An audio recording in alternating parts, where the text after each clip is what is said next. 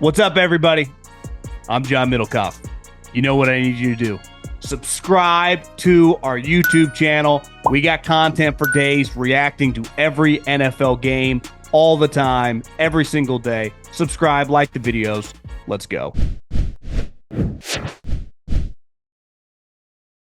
Yeah, you wish that Arch Manning versus Ohio State game maybe at nights. I mean, noon game is fine. I mean, with the slate of games, you got Clemson, LSU at night, obviously Alabama, Florida State in the middle. But you talked Arch Manning, Ohio State.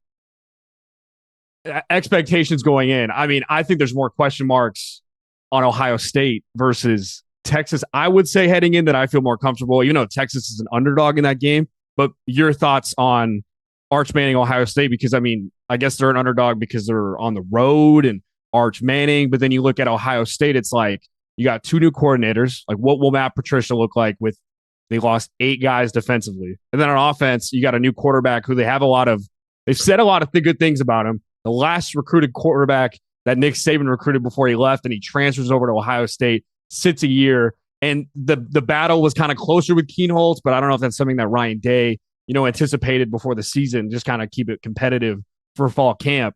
But I feel like for me, at least heading into this game, Texas being an underdog, I would lean towards them. But then it's like, well, Arch Manning hasn't really played a game as big as this in his career. Well, it feels like all of Ohio State's defense last year, the big thing was like they came back to kind of right the wrong against Michigan. Turned out they didn't do that, but they won the national championship, so it was all worth it. But they are reloading a lot. And I here's the thing. When you lose players at Ohio State, Georgia, Bama, Oregon now, Texas, it's not the same as like Fresno State, So it's like the guy that some of these guys that are going to play for Ohio State aren't just going to be like high-level guys. They're going to be like top 15, 20 picks over the next couple of years. Urban Meyer had a good point. He's like, when Texas played Ohio State last year, Jeremiah Smith did not have a very good game statistically because they basically double-teamed him. And he said it's actually going to be easier to double-team him now when he lost a guy that went, I think, what Tampa drafted Emeka 19th overall. 19, yeah. So they 2 running backs that I don't know are incredible. I know one guy has, had the thing off the field in Cleveland, but that's gone now. He's back. And you got Travion Henderson, with a lot of people think are going to be like rookie of the year. So, and listen, I wasn't the biggest Will Howard guy, but by the end of the season, he was slinging around like Peyton Manning. That's just a lot. Like it's very Saban-like, right? It's like if he does come back and they're just a top 5 team, then Ohio State's just clearly the best program in the country, right? Oh, it's going to be. They also got Matt Patricia, who I think is kind of a clown. I know people like him, but just in terms of like last year did the media thing with Bill. It's like he never said anything. It's like, why are you doing this? But it's like worked out for him. He gets the job at Ohio State. He clearly has a lot of these, worked with Bill for 20 fucking years. So it's like, how's he going to implement that in the college? Their Ohio State's defense, not only personnel wise, but I mean, their coach, it's not like he left for a better job. I think Knowles is a PA guy, and Penn State, like in Michigan and Ohio State all have unlimited money when they want to buy a guy. So I think it was kind of going home. But like that guy was a pretty good coordinator. Ryan, listen, I want to not like him. He's clearly pretty good at his job. But I think Texas, if Arch is good, I mean, it wouldn't be shocking at all if they win the national championship, right? But it's like if his name was I don't know, Arch Middlekauff, or Arch Groff, or Arch, you name it, it would not be the same. There's just the hype on this guy. I don't think it's unprecedented, because when you look at quarterbacks, let's just say of the internet age, the stars, like Leinart, Vince Young, who in the 2000s, it was like over time it built and built and built, right? And then you go like the Tebows, obviously like a Burrow, a Baker. Whether you became the hype winning the Heisman by your play on the field, or like the course of your career by the end, it was like, Baker's like the best player in the country, and this guy hasn't played. I mean, he played 2 games against nobodies, and then he got thrown in against Georgia. It's hard to judge him in that game when he kind of went to the bullpen for a little bit with Quinn Ewers. So I believe this. There are going to be more people watching that game. It's going to do like record numbers. Ohio State's one of, if not the biggest brands in football. They crush. There's a reason Fox basically like 8 of their 12 games during the regular season are 9 a.m. kickoffs, Ohio State, or Ohio State versus Nebraska or whatever. And they're doing that for a reason. It works. But I also just think that like this, I just want to see Arch Manning. I'm fascinated. I don't know. Is he gonna be bad? I doubt it. But we college football, the rivalries, the marching bands, the upsets, Saturdays just got way more fun. College football is back, baby.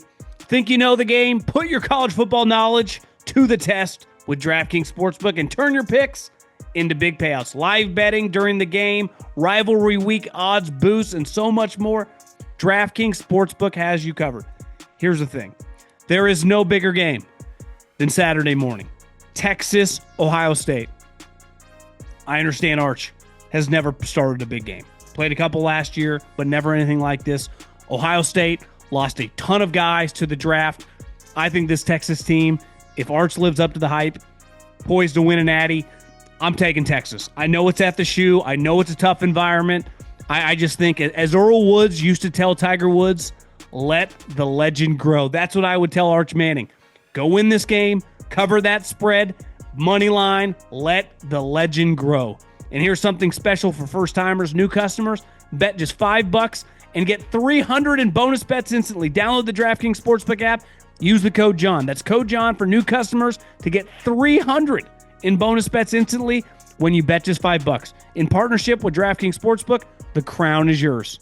I said this the other day on the podcast. I think there's a way bigger gap if you're like a sweet high school player, like all these kids that go on to start in like major programs, that gap than there is for like Jackson Dart going from Ole Miss to the NFL. Because you're playing against like me and you. I mean, it's not everyone you play like once you from college to the pros. If you played at Alabama or Ohio State, like you're pretty used to playing against sweet players. In high school, who knows? Like, yeah, you might play a couple good teams, but you are playing a ton of teams with people that just play football because they like playing football, not because they're any good. Yeah, it's funny you said that. Malachi Nelson, he's a guy that was the number 1 overall quarterback. I think he's the same class as Arch Manning. He goes to USC. People have high expectations for him. Doesn't play. Then he transfers to Boise State, gets benched by this quarterback who's the same height as you and me that takes him all the way to the CFP. And then now he just barely won the starting job at UTEP. So to your point, it's like that the jump from high school to college is a lot different. You just don't know with a lot of these new quarterbacks. That's why it's like Julian Sayin and you're hearing all this good stuff. I'm just a little hesitant like on Ohio State just in general because you have so many different pieces. Whereas Texas, their defense is good. Like you return Colin Simmons, who was going to be a top 3 pick, him and Jeremiah Smith after this in 2027. Anthony Hill Jr. Like that defense saved them in games, and you almost hope too.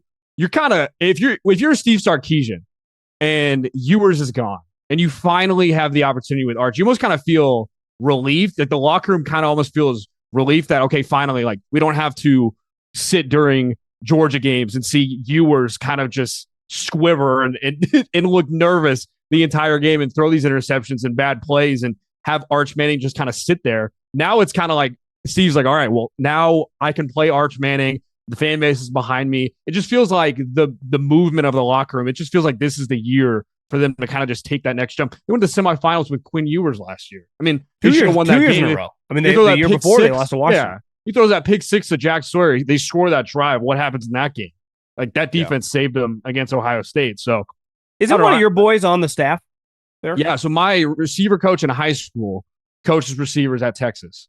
And he told me, it's funny, he wish I would have said this publicly. He told me January before last season about Matthew Golden, before the season even started. I was like, yeah, how about Isaiah Bond? And he was like, well, no, I'm higher on Matthew Golden. So I saw him in Georgia, and he was telling me about Ryan Wingo, who's going to be probably their star wide receiver. He's part of that sophomore class with Jeremiah Smith, with Ryan Williams, with Brian Wesco, like Cam Coleman. He's going to be that next guy. So I think for him and Texas and Steve Sarkisian's offense, they've never really had that go-to receiver. It's always been kind of a bunch of guys. Isaiah Bond had expectations last year, and then the playoffs happened. Matthew Golden becomes that number 1 guy.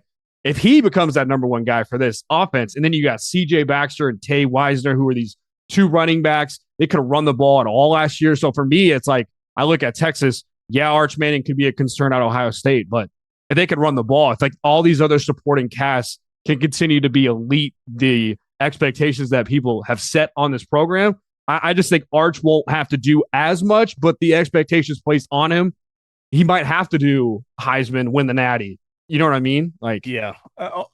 I think I like Texas to win this game. I think an underrated point. I don't think Sark lost any. I mean, all his coordinators are back. Like his coaching staff is. I mean, they're paying a boatload. Ohio State basically is like the Lions, right? Yeah. Their offensive coordinator Chip leaves to the Raiders. Their defensive coordinator leaves to Penn State. Now, Brian Hartline was on the staff, and might be the future head coach somewhere.